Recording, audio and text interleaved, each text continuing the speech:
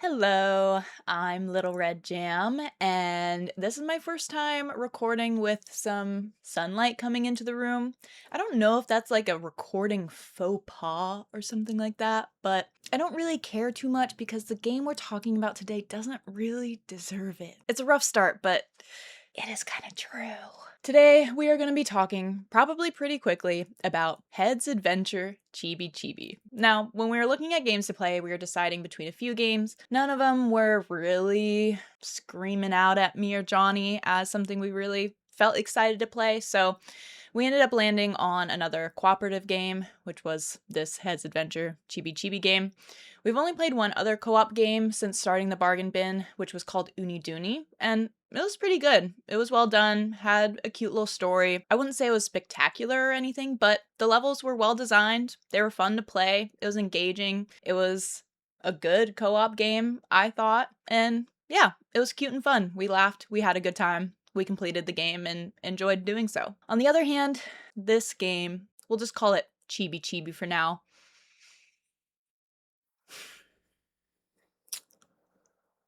Wasn't really any of those things. I would start with telling you what the game is about, but not even I know that. There wasn't like an intro to it, unless somehow I just missed it with our playthrough, but you're playing as two kind of cute little anime-ish characters dressed in these dinosaur PJs maybe, and you're running through different levels and worlds trying to just reach the end. It has a sort of a cyberpunk sci-fi feel to it, but also the first levels are in the mountains and more naturey. But yeah, there's not really any story. You're just kind of thrown into the game and are like, all right, I know I'm playing a co-op platformer, so we probably got to reach the end of this level. You can turn into a head, you can throw heads. The heads had different powers, but never really explains it. Sometimes you have to be a head, but some of the other head powers are just random and seem a little useless, but I guess they can be used a little bit. It's just,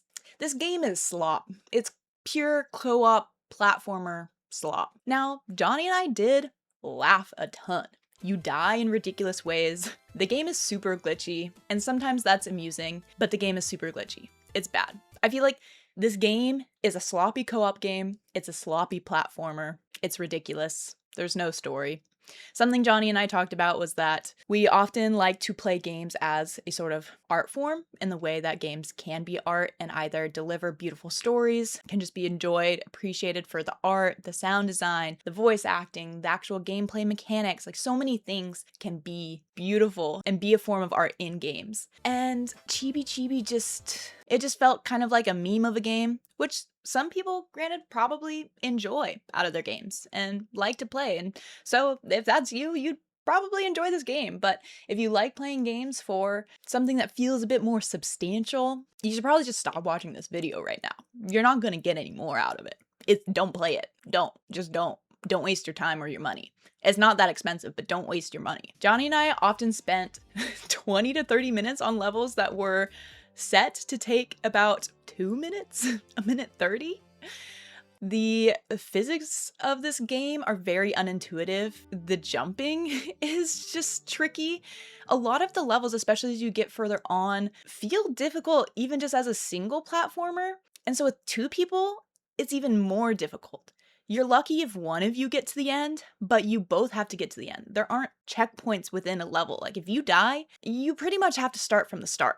There are these healing balloons that you can umbilical cord to your dead partner and drag them to, and then they'll respawn next to you, but a lot of the times the methods in which you die mean that your body is irrecoverable. And the levels are just so hard in and of themselves that dragging another character behind you means pretty much a certain death sentence for yourself. So this game is advertised as a co-op game, but is extremely difficult if you're playing cooperatively. But if you were to play on your own, you wouldn't. Like, the only reason you'd play this game is to laugh a crap ton at the ridiculous sloppiness of this game in cooperative mode. So if you're playing on your own, you're losing anything that's potentially even remotely good about this game. Yeah, I mean, all I can say is that we laughed a lot. And we hated ourselves a lot, and we often wanted to or did rage quit, and we didn't get very far into the game. But it is a good reminder that among all of the really beautiful,